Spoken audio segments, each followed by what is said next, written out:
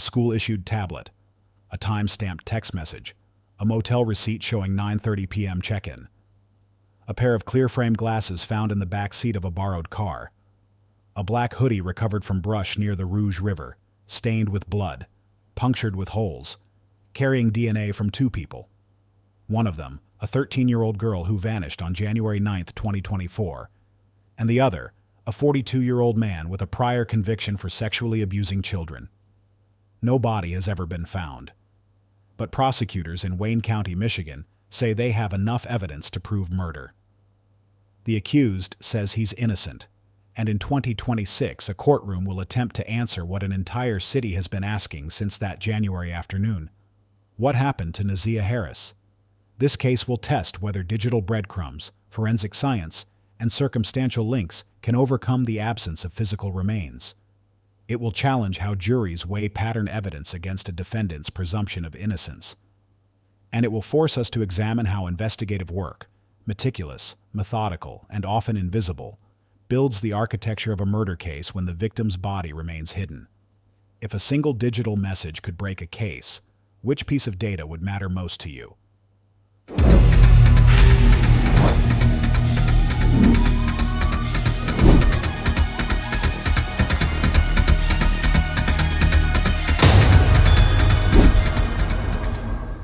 On January 9, 2024, Nazia Harris followed her usual routine. She woke up in the household she shared with her grandmother, Annette Harris, on Detroit's east side. The home was crowded, 6 children under one roof, including Nazia, her brother, and foster children placed in Annette's care. Nazia got ready for school, gathering her things for another day at J. Clark Preparatory Academy, where she was in 8th grade. At some point that morning, she accessed her school-issued tablet. Detroit Public Schools provided tablets to students as part of their educational technology program. These devices came with monitoring software, usage logs, and built-in tracking mechanisms designed to ensure students use them appropriately.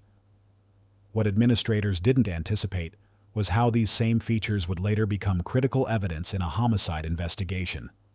Between 2:00 p.m. and 2:30 p.m., Nazia was at school. Her substitute teacher noticed something unusual. Nazia, typically energetic and social, seemed withdrawn. She lay on the classroom floor, behavior the teacher described as out of character. Nazia asked to see the school counselor. The substitute teacher told a security guard to send the counselor upstairs when available. The counselor never came. Whether the counselor was absent that day or the message never reached her remains unclear. What is clear is that Nazia spent her last hours at school wanting to talk to someone, and that conversation never happened. The lunch lady who interacted with Nazia daily also noticed the change. Nazia seemed down, not herself, but no one pressed further. No one asked what was wrong. And by 2:40 p.m., Nazia was boarding the school bus for the ride home. At 2:21 p.m., before boarding that bus, Nazia sent a text message from her tablet. The recipient was a contact associated with Jarvis Ramon Butts, a 42-year-old Detroit man who had 5 children with Nazia's Aunt Shannon Harris. The message read, "Don't forget, be there before 3. I will let you know when I'm leaving the school. If you're not there, I will wait." 1 minute later, at 2:22 p.m., Nazia sent a follow-up message. "Send OK if you've seen the message so I can delete your number." At 2:23 p.m., Butts responded with a single word, "OK." That timestamp, 2:23 p.m. on January 9, 2024, marks the last known digital communication Nazia Harris ever sent. The tablet that recorded it, the metadata attached to those messages, and the forensic extraction of that device would become foundational elements in the case prosecutors would later build. When someone vanishes during a normal afternoon, what detail would you investigate first? At 2:54 p.m., surveillance cameras positioned near the intersection of Cornwall Street and 3 Mile Drive captured Nazia stepping off the school bus. She was wearing light blue jeans, a black hoodie underneath a colorful Rugrats-style puffy jacket with a fur-lined hood, red and black Nike shoes, and clear frame glasses. She carried a backpack. The video shows her walking down Bedford Street, heading in the direction of home. Then she moves out of frame. No camera captured her after that moment. Investigators would later reconstruct what happened next through cell phone tower pings, witness interviews, and vehicle movements tracked via GPS and manual logs. Between 3:00 p.m. and 4:00 p.m., Jarvis Butts and his business partner Cordell King were driving through Detroit. They operated an auto repair shop at 9000 Connor and were working on a red Jaguar belonging to the grandmother of Cordell's son. They needed a water pump, so they drove to an AutoZone location, purchased the part, realized they had forgotten something, and drove back to retrieve it. While traveling along Harper Road, Butts spotted Nazia. According to Cordell's later testimony, Butts said, "Oh, there's my niece." They pulled into a liquor store parking lot. Nazia approached the vehicle and got in. She sat in the back seat of the truck. Cordell was in the front passenger seat. Butts drove. Cordell's account would later become critical. He testified that this encounter appeared spontaneous, Butts reacting to seeing Nazia on the street. But investigators knew from the tablet messages that Butts and Nazia had planned to meet. The spontaneous encounter was theater for Cordell's benefit, a way to mask a prearranged meeting as coincidence. They drove back to the auto repair shop. Nazia stayed in the vehicle while Cordell worked on the Jaguar. The truck's engine was running to keep her warm. At some point, the vehicle ran out of gas. Butts and Cordell pushed it the short distance to an adjacent gas station and refilled the tank. Jarvis Butts' sister stopped by the shop between 4 p.m. and 6:30 p.m. She saw a young girl getting in and out of a white Cadillac Escalade. When she asked about the girl, Butts told her, "That's Cordell's niece." Not my niece, as he told Cordell, a different lie for a different audience. At 6:38 p.m., cell tower data shows Butts, Cordell, and Nazia leaving the Detroit area and traveling to Ypsilanti, Michigan, roughly 35 minutes west. Nazia rode in the front passenger seat of the red Jaguar. Butts drove. Cordell followed in his own truck. They were delivering the repaired vehicle to its owner. They arrived around 7:02 p.m. A woman named Taya Moore was present at the residence. She saw Nazia sitting near the television. Butts introduced Nazia as his niece. Taya left briefly to withdraw cash from an ATM to pay for the repair work. By 7:22 p.m., they were heading back toward Detroit. Cell records placed them back near the auto shop by 8:28 p.m. At 8:45 p.m., Cordell King left to go home. He was under electronic monitoring via an ankle tether and had to be home by 9 p.m. every night. When he left the shop, Jarvis Butts and Nazia Harris were alone. That moment, 8:45 p.m. on January 9, 2024, represents the last confirmed sighting of Nazia by anyone other than the man now accused of killing her. Nazia Harris was born on September 16, 2010, in Detroit, Michigan. Her biological mother, Kanata Harris, faced struggles with substance abuse and personal trauma that made parenting difficult. Kanata made the decision to allow her own mother, Annette Harris, to adopt Nazia and her brother, believing it would provide them with stability and safety. By January 2024, Nazia was 13 years old.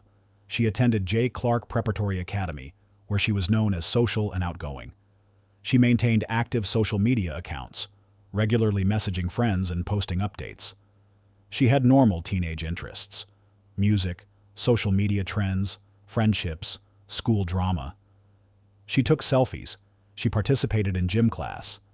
She had teachers who remembered her as bubbly and engaged. But underneath that exterior, Nazia was carrying secrets no child should carry.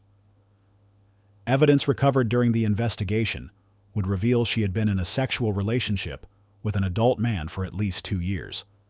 Text messages dating back to September 2022 showed ongoing communication of a sexual nature. By late 2023, messages suggested Nazia believed she was pregnant. The household she lived in was crowded and chaotic. Jarvis Butts had constant access to the home because of his relationship with Nazia's Aunt Shannon. He was familiar. He was trusted. And according to prosecutors, he exploited that trust systematically. What do we lose when someone becomes a headline instead of a person? Jarvis Ramon Butts was born on November 21, 1982. His criminal history predates his connection to the Harris family by more than a decade. Between 2003 and 2014, Butts served an 11-year sentence for third-degree criminal sexual conduct involving minors and weapons-related offenses. Michigan law defines third-degree criminal sexual conduct as sexual penetration with a person between ages 13 and 16, or sexual penetration accomplished through force or coercion with a person of any age. Butts was released from prison in 2014 after serving his full sentence. He had to register as a sex offender, meaning law enforcement tracked his address, employment, and vehicle information. But registration alone does not prevent reoffending. Studies on recidivism among sex offenders show that those who target children often continue offending, particularly when they have access to vulnerable populations.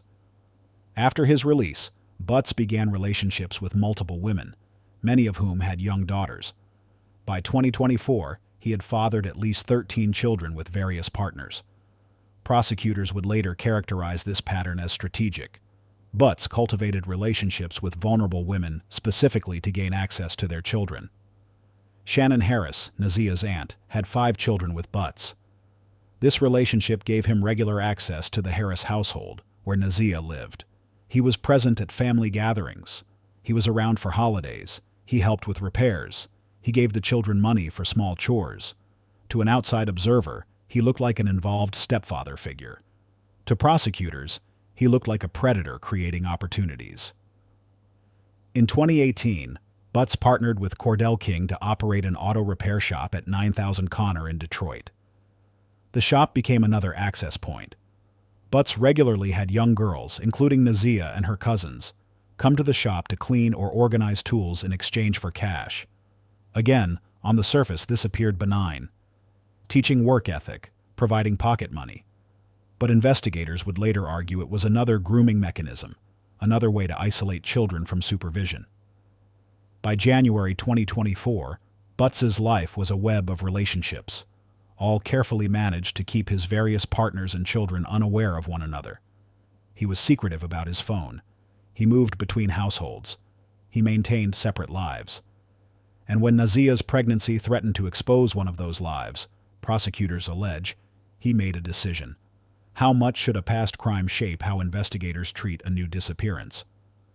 When Detroit police and Wayne County prosecutors filed charges against Jarvis Butts on September 26, 2024, they had amassed a staggering volume of digital evidence. The charging documents referenced 506 gigabytes of phone data extractions, 111 gigabytes of video footage, and 19 gigabytes of documents. To put that in perspective, 506 gigabytes could hold roughly 100,000 high-resolution photos or thousands of hours of audio recordings. That's the equivalent of every text message, every call log, every GPS ping, every app usage record from multiple devices over multiple years. Investigators didn't just collect this data randomly. They followed a methodical process. When Nazia was reported missing on January 10, 2024, detectives immediately sought her school-issued tablet. Detroit public schools maintain centralized control over student devices, which meant they could remotely access usage logs and location data. The tablet showed Nazia's last login, her last message, and the time she powered down the device. Next, investigators obtained search warrants for Jarvis Butts' phone records. They pulled call detail records from his service provider, which included incoming and outgoing calls, text message timestamps, and most critically, cell tower connections. Every time a phone connects to a tower, it creates a ping that can be triangulated to show approximate location. By mapping Butts' tower pings throughout January 9 and 10, investigators could trace his movements hour by hour. They also imaged his phone, creating a forensic copy of every file, deleted message, browser history entry, and app activity. This process preserves evidence in a way that allows it to be analyzed without altering the original device. Forensic examiners then used specialized software to recover deleted messages, reconstruct timelines, and identify search queries. The sheer volume created a challenge. How do you prioritize terabytes of data? Investigators used keyword searches tied to Nazia's name, phone number, and known associates. They flagged dates around her disappearance. They looked for anomalies, sudden deletions, factory resets, apps used to hide communications, chain of custody matters in cases like this, Every time evidence changes hands, it must be logged, sealed, and documented. Defense attorneys will challenge any break in that chain, arguing evidence could have been contaminated or altered. Prosecutors built meticulous logs showing who accessed what data, when, and how it was stored. If you were a juror, would mountains of data feel reassuring or overwhelming? On March 14, 2024, more than 2 months after Nazia vanished, a woman named Valerie Smith was walking near a gas station at the intersection of St. Martin and Evergreen in Detroit. She noticed something on the ground she had seen before, a plastic ID card. She had walked past it for weeks, stepping over it repeatedly. Finally, she bent down and picked it up. The card was a school ID belonging to Nazia Harris. Valerie immediately contacted Detroit police. Investigators responded to the area and began expanding their search radius.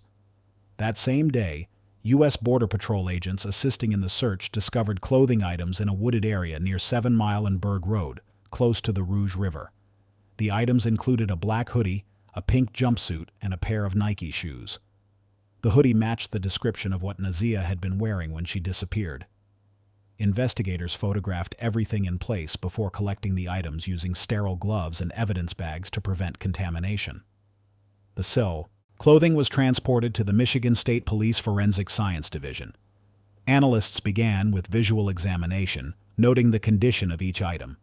The black hoodie showed significant weathering, exposure to outdoor elements for an extended period.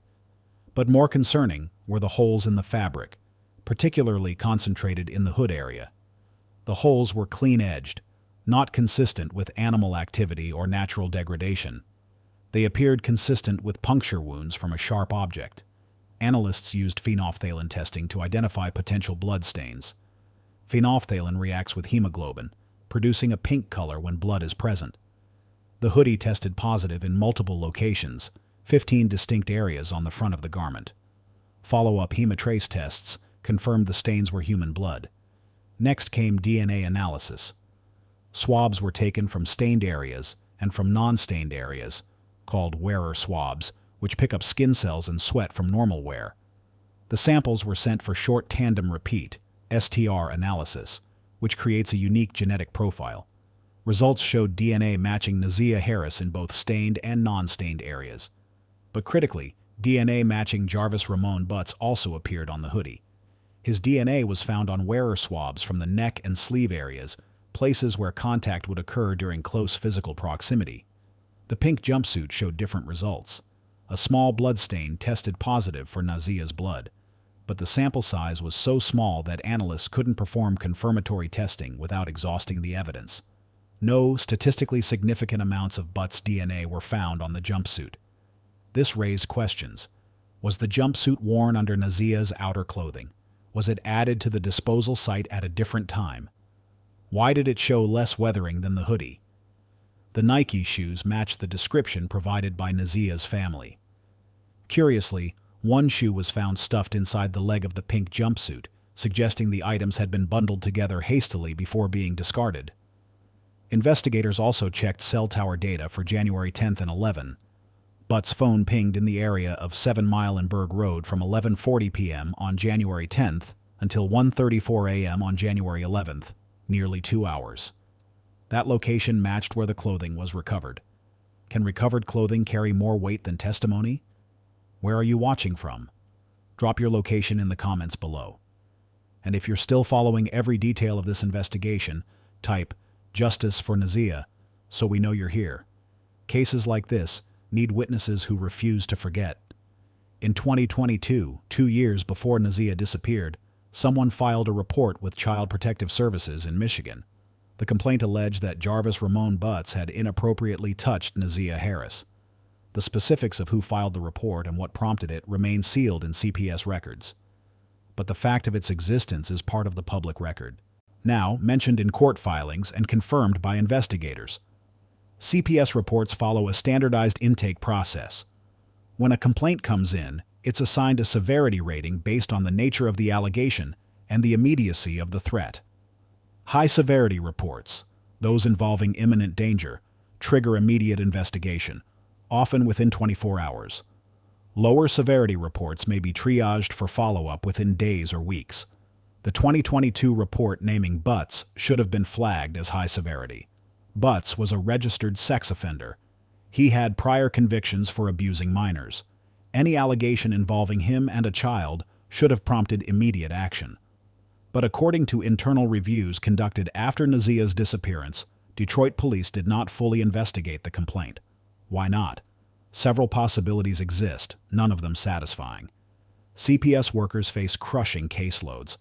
Detroit's system, like many urban child welfare agencies, struggles with underfunding and staff turnover.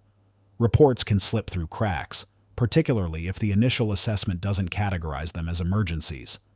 There's also a coordination problem. CPS investigators and police detectives don't always communicate effectively. A CPS worker might conclude a report doesn't warrant criminal investigation, while a detective might never see the report at all. In this case, the failure had catastrophic consequences. If the 2022 report had been investigated thoroughly, if Butts had been questioned, if his access to Nazia had been restricted, the trajectory might have changed. Nazia might have been removed from an environment where abuse was occurring. Butts might have faced new charges that sent him back to prison. Instead, nothing happened. The report was filed. It was documented somewhere in the system. And then it was forgotten. Butts continued to have access to Nazia. The grooming continued. The abuse escalated. After Nazia's disappearance, Michigan's Department of Health and Human Services initiated a policy review.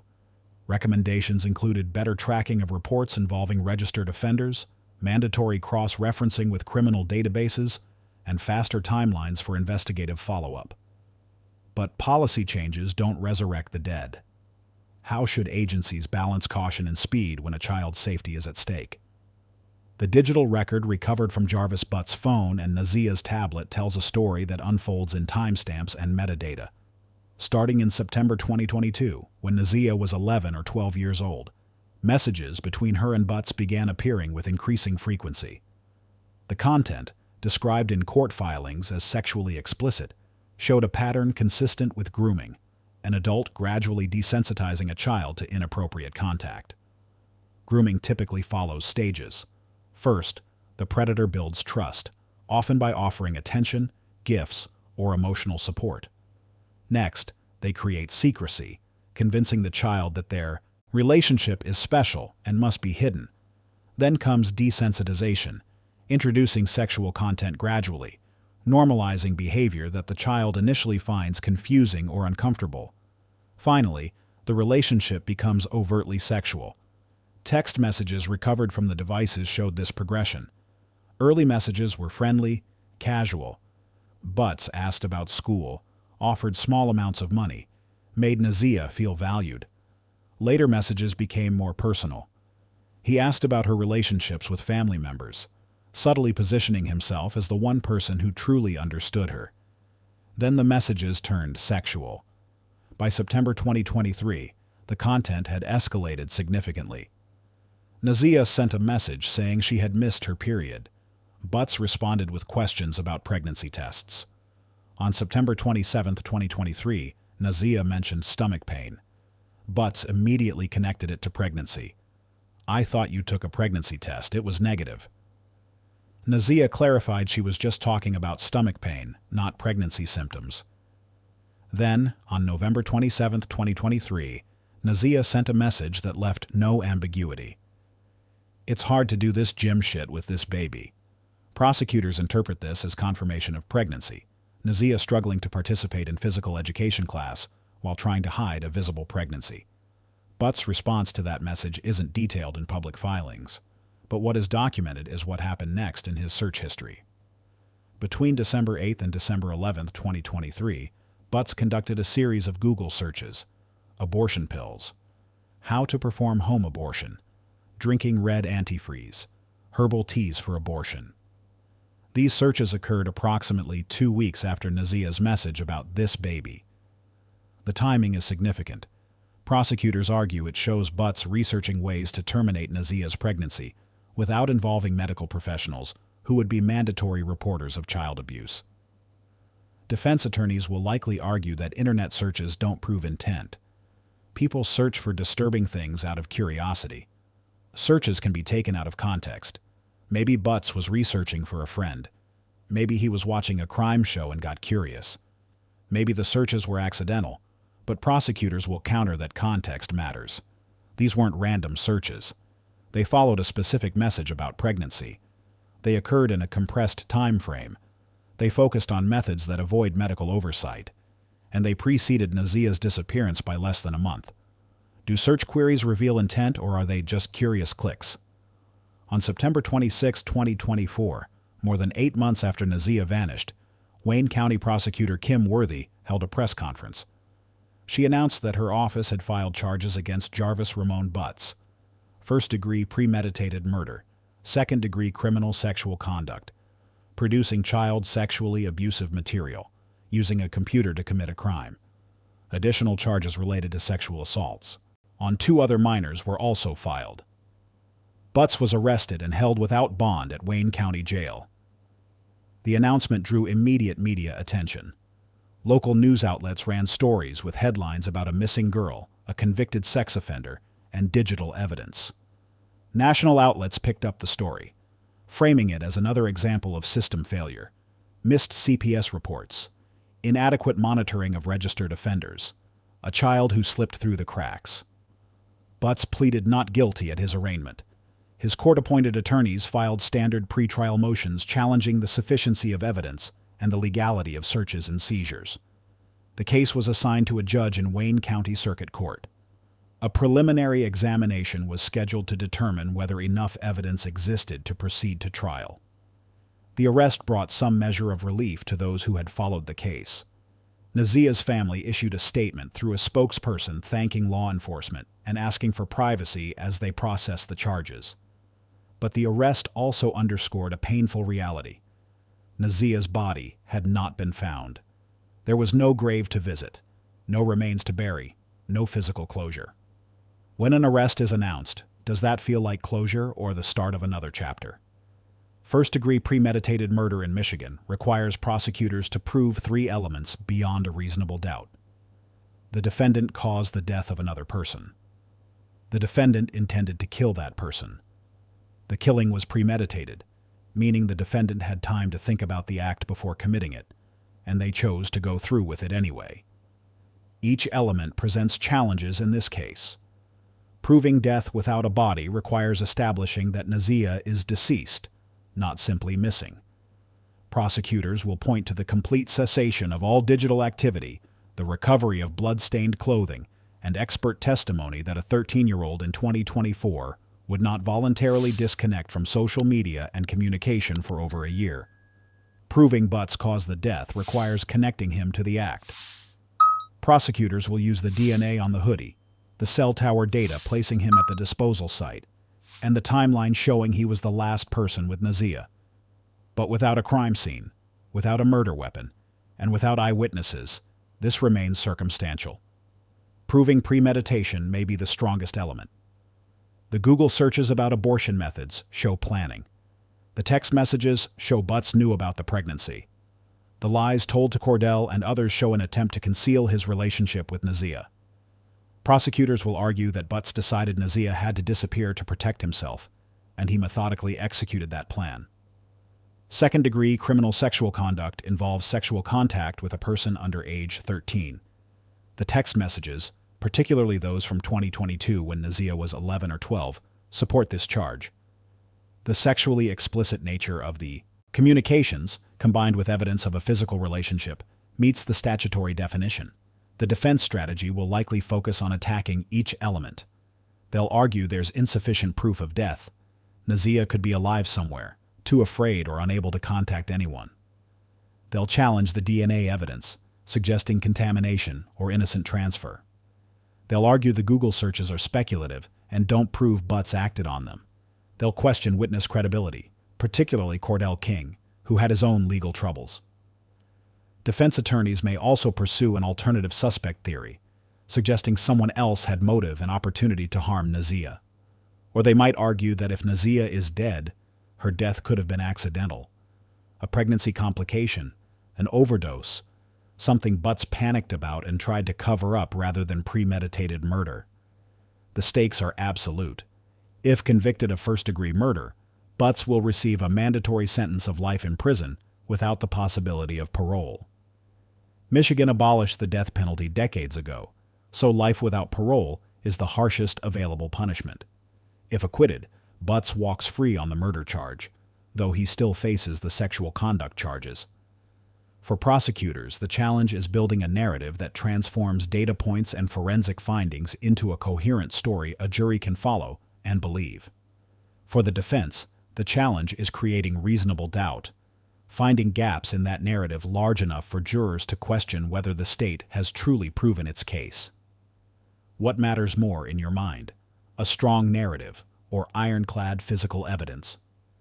Before any trial begins, both sides engage in pre-trial motion practice, a series of legal arguments about what evidence can be presented to the jury.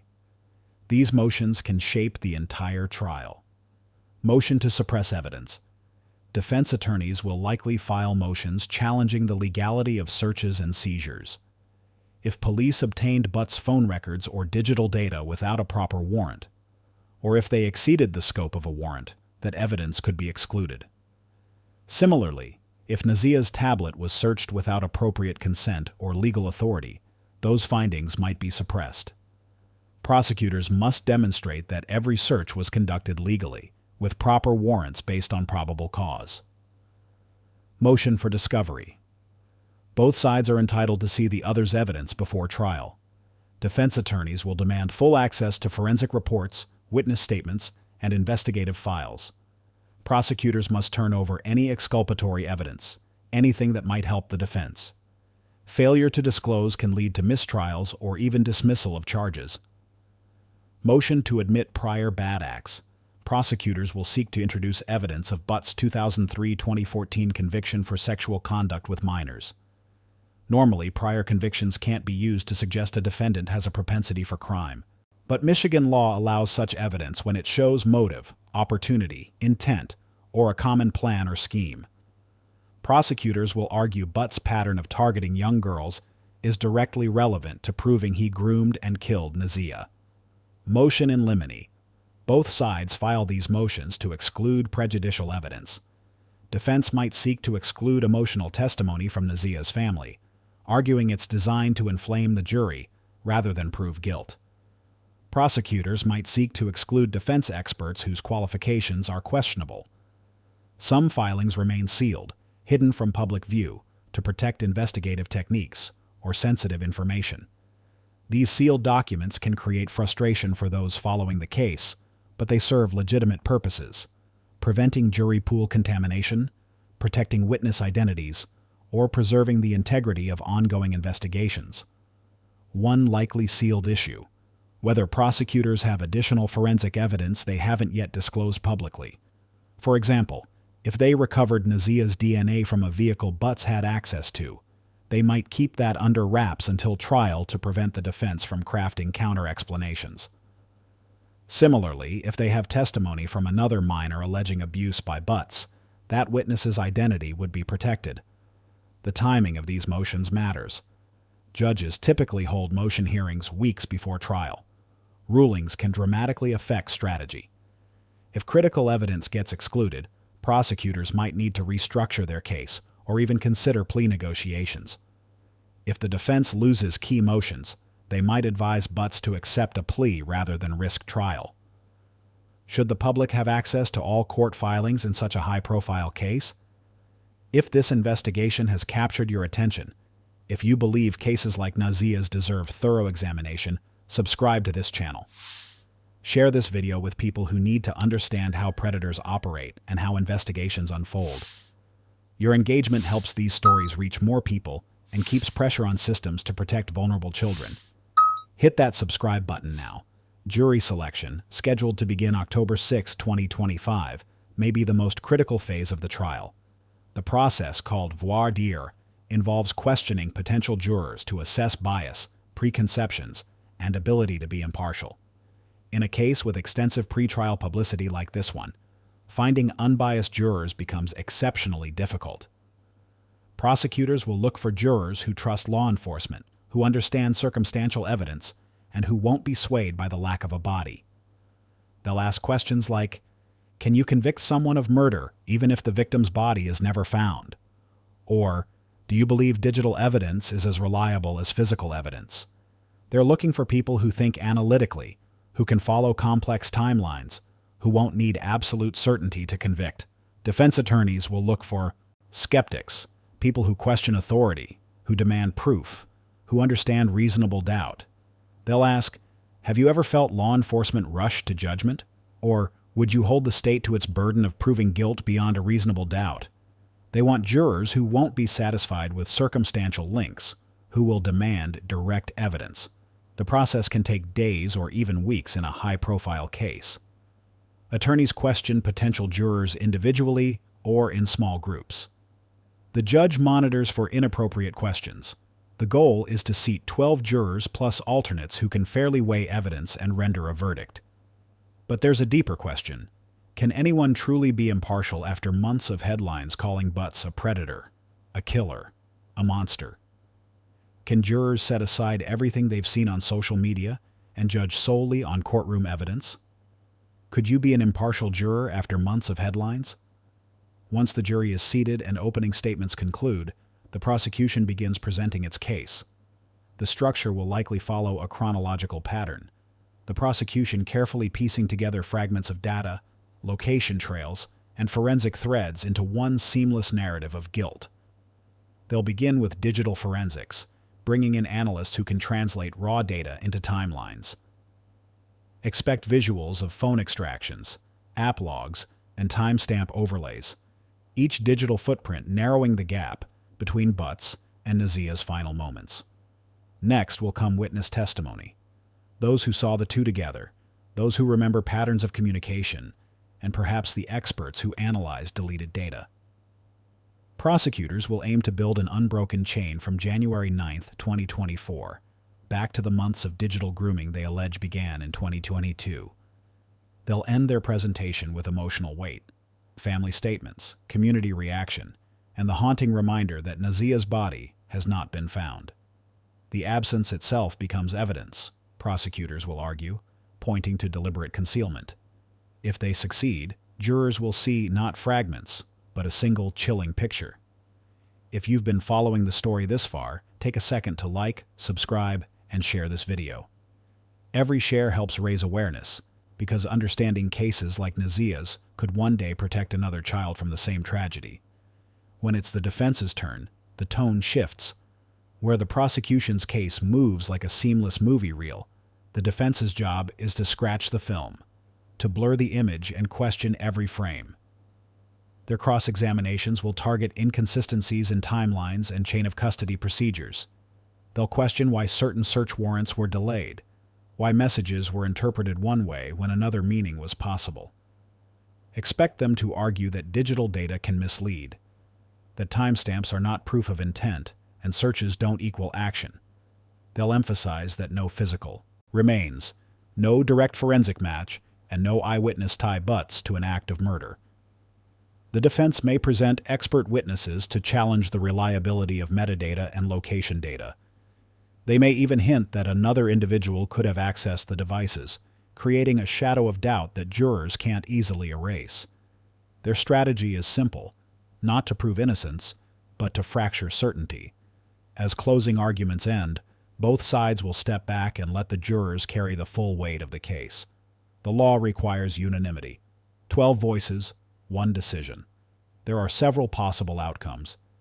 If jurors find Butts guilty of all charges, he faces life without parole, a sentence that would mark the legal system's firmest possible response. If convicted on lesser counts, the penalty remains severe, but carries the possibility of parole decades later. If the jury cannot agree, a mistrial could be declared, forcing the process to begin again, another painful delay for the Harris family, and another chapter of uncertainty for the city. But beyond the verdict lies a question the court can't answer. What does justice mean when the victim's body has never been found? For Nazia's family, this absence leaves no closure.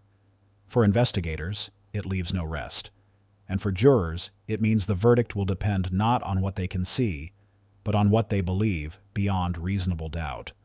When the gavel finally falls, the world will watch not just for a verdict, but for what it says about how we value evidence, truth, and life itself. If the court convicts, it will affirm that digital evidence and patterns of behavior can hold the same power as fingerprints or DNA. If it does not, it will force prosecutors and the public to confront the uncomfortable possibility that even strong circumstantial proof may not be enough. Either way, the 2026 trial of Jarvis Butts will define how far the justice system can go in a case built from fragments and silence.